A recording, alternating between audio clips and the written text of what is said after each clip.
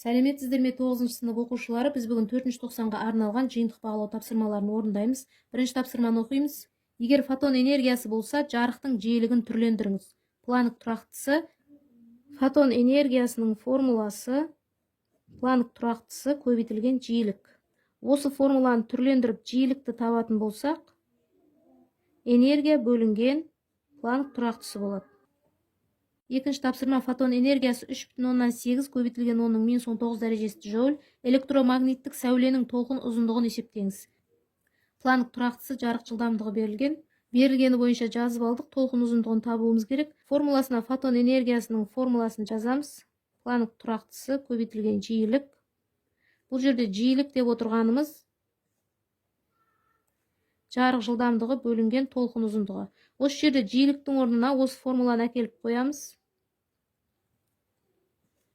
Планк тұрақтысы көбейтілген жарық жылдамдығы бөлінген толқын ұзындығы. Осы формуладан толқын ұзындығын табамыз. Планк тұрақтысы көбейтілген жарық жылдамдығы бөлінген энергия. Сандық мәндерін орнына қойып есептейміз. Планк тұрақтысы 6,163 көбейтілген 10⁻34 дәрежесі джоуль секунд. Оны көбейтеміз. Жарық жылдамдығы 3 көбейтілген 10⁸ дәрежесі метр секунд. Бөлінген энергия 3,8 көбейтілген 10⁻19 дәрежесі джоуль тең 6,63-ке 3-ті көбейтетін болсақ 19,189. Оған көбейтеміз. 10⁻34 дәреже мен 8 дәреже алынады. -26 дәреже болады. Мына жерде секунд пен секунд қысқарады. Джоуль мен джоуль қысқарады. Бөлімінде 3,8 көбейтілген 10⁻19 дәрежесі тек метр қалды. Тең 19,189-ды 3,8-ге бөлсек 5,123 көбейтілген 10-ның, мына жерде -26 дәреже плюс 19 дәреже болады, алынады. 10-ның -7 дәрежесі метр болады. Немесе бір орын солға қарай жылжытатын болсақ 0,523 дейтін болсақ плюс 1 дәреже болады, ол 10-ның -7 дәрежесінен алынады. Сонда 10-ның -6 дәрежесі метр болады. Немесе 0,523 10-ның -6 дәрежесі микрометр. Жауабы 0,523 микрометр. Үшінші тапсырма: рубинді лазер бір импульс кезінде толқын ұзындығы 6,6 көбейтілген 10⁻7 дәрежесі метр болатын 3,5 көбейтілген 10⁻19 дәрежесі фотон шығарады. Импульс ұзақтығы 10⁻3 дәрежесі секунд. Лазердің сәуле шығаруының орташа қуатын есептеңіз. Жарық жылдамдығы планк тұрақтысы берілген. Қуатты табуымыз керек. Қуат жұмыс бөлінген уақыт. Біздің жағдайымызда энергия бөлінген уақыт болады. Энергия деп отырғанымыз планк тұрақтысы мен жиіліктің көбейтіндісіне тең. Бұл жерде фотон саны берілгендіктен n-ді көбейтіп жазамыз. Ал жиілік деп отырғанымыз жарық жылдамдығы бөлінген толқын ұзындығына тең. Осы жерде мына жиіліктің орнына осы мәнді қоятын болсақ n көбейтілген h көбейтілген s бөлінген толқын ұзындығы болады. Осы формуланы мына энергияның орнына қоямыз. Қуат тең. Мына энергияның орнына мына формуланы қоямыз. Фотон саны көбейтілген планк тұрақтысы көбейтілген жарық жылдамдығы бөлінген толқын ұзындығы бөлінген уақыт. Осы жерде мына толқын ұзындығы төмен түсіп кетеді. Сонда формуламыз осы түрде болады. Сандық мәндерін орнына қойып есептейміз. Фотон саны 3,5 көбейтілген 10⁻19 дәрежесі. Оны көбейтеміз. Планк тұрақтысы 6,6 көбейтілген 10⁻34 дәрежесі джоуль секунд. Оны көбейтеміз. Жарық жылдамдығы 3 көбейтілген 10-ның 8 дәрежесі метр секунд. Бөлімінде толқын ұзындығы 6,6 көбейтілген 10-ның минус 7 дәрежесі метр. Оны көбейтеміз. Уақыт 10-ның минус 3 дәрежесі секунд. Тең 3,5-ті 6,6-ға оны 3-ке көбейтеміз. 69,3 болады. Көбейтілген 10-ның 19 дәрежеге 8 дәреже қосылады. Ол минус 34 дәрежеден алынады. Сонда 10-ның минус 7 дәрежесі қалады. Бөлімінде 6,6 көбейтілген 10-ның минус 7 дәреже мен минус 3 дәреже қосылады. 10-ның минус 10 дәрежесі болады. Тең 69,3-ті 6,6-ға бөлсек 10,5 көбейтілген 10-ның минус 7 дәреже плюс 10 дәреже болады. Алынады. Плюс 3 дәреже шығады. Ватт. Немесе 10-ның 3 дәрежесі ол кило деген сөз. 10,5 киловатт. Жауабы 10,5 киловатт. Төртінші есепті оқимыз. Электронның цезий бетінен шығу жұмысы 2,188 көбейтілген 10-ның минус 19 дәрежесі джоуль. Цезий бетіне толқын ұзындығы 0,589 микрометр болатын сәуле келіп түскен энергиясын есептеңіз. Табыжыға келтіріп аламыз. Микро деген 10-ның минус 6 дәрежесі 0,589 көбейтілген 10-ның минус 6 дәрежесі метр болады. Формуласына фотон энергиясының формуласын жазамыз. Планк тұрақтысы көбейтілген жиілік. Бұл жерде жиілік деп отырғанымыз жарық жылдамдығы бөлінген толқын ұзындығына тең. Мына жиіліктің орнына осы формуланы қоямыз. Сонда планк тұрақтысы көбейтілген жарық жылдамдығы бөлінген толқын ұзындығы болады. Осы формула бойынша сандық мәндерін орнына қойып есептейміз. Планк тұрақтысы 6,163 көбейтілген 10-ның минус 34 дәрежесі джоуль секунд. Көбейтеміз жарық жылдамдығы 3 көбейтілген 10-ның 8 дәрежесі метр секунд. Толқын ұзындығы 0,589 көбейтілген 10-ның минус 6 дәрежесі метр тең 6,63-ті 3-ке көбейтіп 0,589-ға бөлеміз. 33,4 көбейтілген 10-ның минус 34 дәреже мен 8 дәреже алынады. 10-ның минус 26 дәрежесі болады. Бөлімдегі минус 6 дәреже плюс болып кетеді. Минус 26 дәрежеден 6 дәреже алынады. 10-ның минус 20 дәрежесі болады. Джоуль. Немесе солға қарай бір орын жылжытатын болсақ, 10-ның плюс 1 дәрежесі болады. 10-ның минус 20 дәрежесінен алынады. Сонда 3,134 көбейтілген 10-ның минус 19 дәрежесі джоуль болады. Жауабы 3,134 көбейтілген 10-ның минус 19 дәрежесі джоуль. Бесінші тапсырма. Электрондардың вольфрамнан шығу жұмысы 4,150 электрон вольт. Электрон массасы 9,1 көбейтілген 10-ның минус 31 дәрежесі килограмм.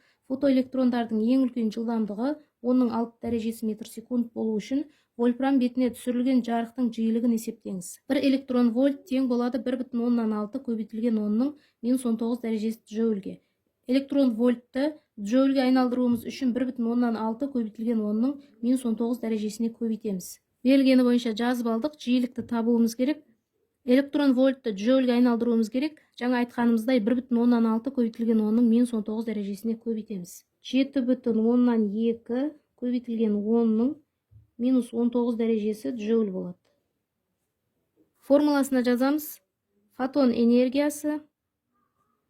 Эйнштейн формуласын жазамыз. Фотон энергиясы тең шығу жұмысы қосылған кинетикалық энергия. Бұл жерде фотон энергиясы планк тұрақтысы мен жиіліктің көбейтіндісіне тең. Ал кинетикалық энергия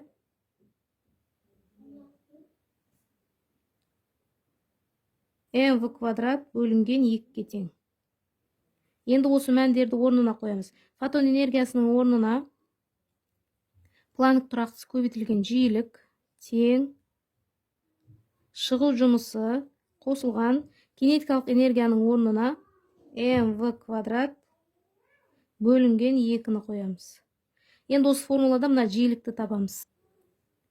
Мына жанындағы планк тұрақтысы төмен түседі, ал оң жақтағы мәндер жоғары шығады. Шығу жұмысы қосылған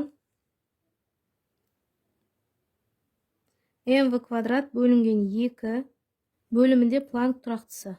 Осы формула бойынша есептейміз. Шығу жұмысы 7,2 көбейтілген 10-ның минус 19 дәрежесі джоуль. Қосылған масса 9,1 көбейтілген 10-ның минус 31 дәрежесі килограмм. Оған көбейтеміз. Жылдамдық 10-ның 6 дәрежесі метр секунд квадраты. Бөлімде планк тұрақтысы 6,163 көбейтілген 10-ның минус 34 дәрежесі джоуль көбейтілген секунд. 7,2 көбейтілген 10-ның минус 19 дәрежесі джоуль. Қосылған. Мына жерде 10-ның 6 дәрежесін квадраттаймыз, 10-ның 12 дәрежесі болады. Оны 9,1-ге көбейтеміз. Минус 31 дәрежеден 12 дәреже алынады. Минус 19 дәреже болады. 12-ге бөлеміз. Сонда 4,155 көбейтілген 10-ның минус 19 дәрежесі джоуль. Кинетикалық энергия болғандықтан өлшем бірлігі джоуль болады. Бөлімінде планк тұрақтысы 6,163 көбейтілген 10-ның минус 34 дәрежесі джоуль секунд. 7,2-ні 4,155-ке қосамыз. 11,175 көбейтілген 10-ның минус 19 дәреже сақталады. Минус 19 дәрежесі джоуль бөлімінде 6,163 көбейтілген 10-ның минус 34 дәрежесі джоуль секунд. Джоульдер қысқарып кетеді. Тең 11,175-ті 6,163-ке бөлетін болсақ, 1,177 көбейтілген 10-ның 15 дәрежесі. Жиіліктің өлшем бірлігін секундтың минус 1 дәрежесі деп аламыз, немесе герц деп аламыз. Жауабы 1,177 көбейтілген 10-ның 15 дәрежесі герц. 6-шы тапсырма альфа, бета және гамма сәулелерінің қасиеттері мен табиғатын анықтаңыз. Бірінші электрондар ағыны, бұл бета. Екінші қысқа толқынды электромагниттік сәуле шығарады, бұл гамма. Үшінші гелий атомының ядросы альфа. Төртінші өтімділігі жоғары, бұл гамма сәулесі. Өтімділігі төмен альфа сәулесі. Өтімділігі орташа, бұл бета сәулесі. Жетінші тапсырма литий элементі берілген, оның ядросының тыныштық массасы берілген. А нұсқасы бір массаның атомдық бірлігі қанша килограммға тең екенін есептеңіз. В нұсқасы литийдің масса ақауын анықтаңыз. Протонның, нейтронның массасы. С нұсқасы литийдің байланыс энергиясын есептеңіз. Д нұсқасы литийдің меншікті энергиясын есептеңіз. Жазып аламыз. Литийдің массалық саны 7-ге тең. Протон саны 3-ге тең. Нейтрон санын табуымыз үшін массалық саннан протон санын азайтамыз. Ол тең 7 азайтылған 3 4-ке тең. Енді А нұсқасы бойынша мына жерде протон және нейтрон массасы килограммен берілген, ал ядроның массасы массаның атомдық бірлігімен берілген. Килограмға айналдырып алуымыз керек.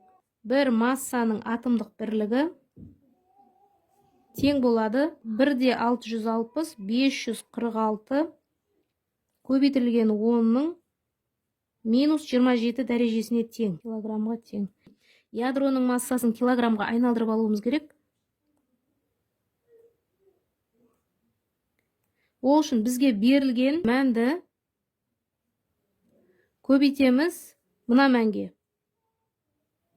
Тең болады 11,65. 11,65 көбейтілген 10-ның минус 27 дәрежесі килограмм. Енді В нұсқасы бойынша масса ақауын табамыз. Масса ақауының формуласы протон саны көбейтілген протонның массасы қосылған нейтрон саны, оған көбейтеміз нейтронның массасын, азайтамыз ядроның массасын. Протон саны 3-ке тең. 3-ті көбейтеміз протон массасына. Қосамыз нейтрон саны 4-ке тең. 4-ті көбейтеміз нейтронның массасына. Азайтамыз ядроның массасын.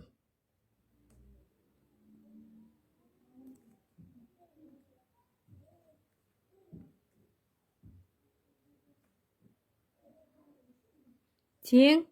Есептейміз, 3-ке көбейтеміз, 4-ке көбейтіп қосып, ядроның массасын азайтамыз. 0,0674 көбейтілген 10-ның минус 27 дәрежесі килограммға тең. С нұсқасы бойынша байланыс энергиясын табамыз.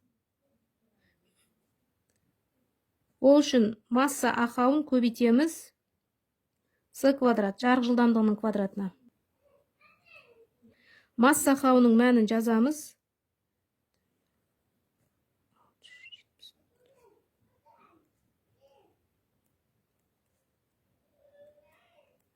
Көбейтілген жарық жылдамдығының мәні 3 көбейтілген 10-ның 8 дәрежесі 10-ның квадраты.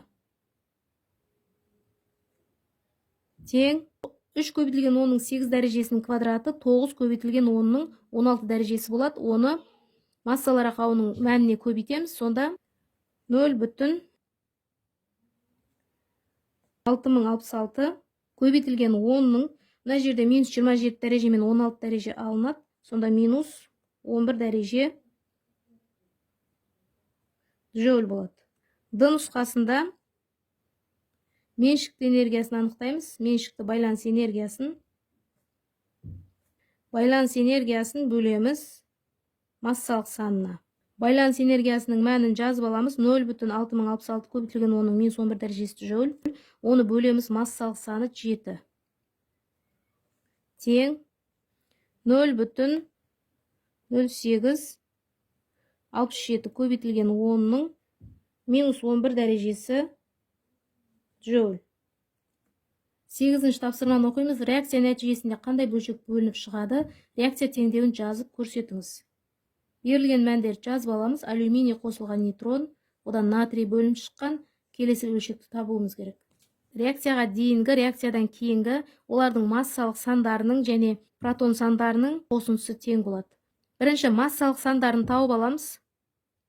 Мына реакцияның сол жағындағы мәндерді жазып аламыз. 27 қосылған 1 тең, оң жағында 24 қосылған, мына жердегі мәнді табуымыз керек. Массалық сан. 27-ге 1-ді қосамыз, 28 тең 24 қосылған массалық сан. Массалық санды табамыз. 28 алынған 24.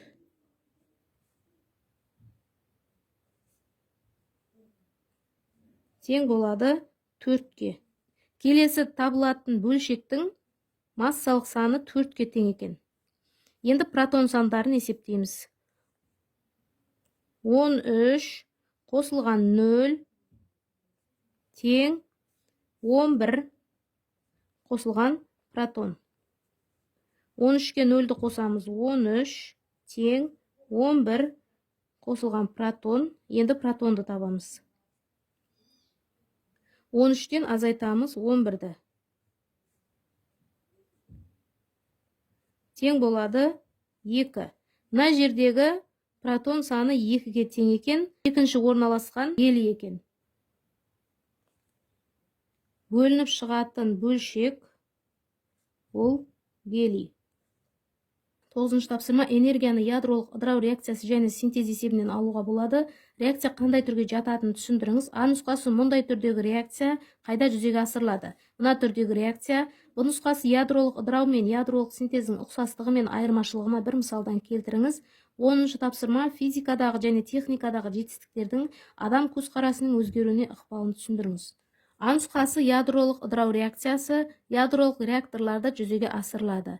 Бұл нұсқасы ұқсастығы атомдардың ядроларын бөлетін немесе біріктіретін реакциялар арнайы қондырғыларда орындалады. Айырмашылығы жеңіл ядродағы энергия тек оларды бір ядроға біріктіргенде ғана босайды. Ауыр ядродағы энергия тек оны бөлгенде ғана босайды. 10-шы тапсырма адам өмірін жеңілдетуге әрі қызықты етуге ықпалын тигізеді. Оқушылар, осымен бүгінгі ТЖБ талдау сабағымыз аяқталды. Түсінбеген сұрақтарыңыз болса, жазып қалдырсаңыздар жауап беремін. Келесі сабақта кездескенше сау болыңыздар.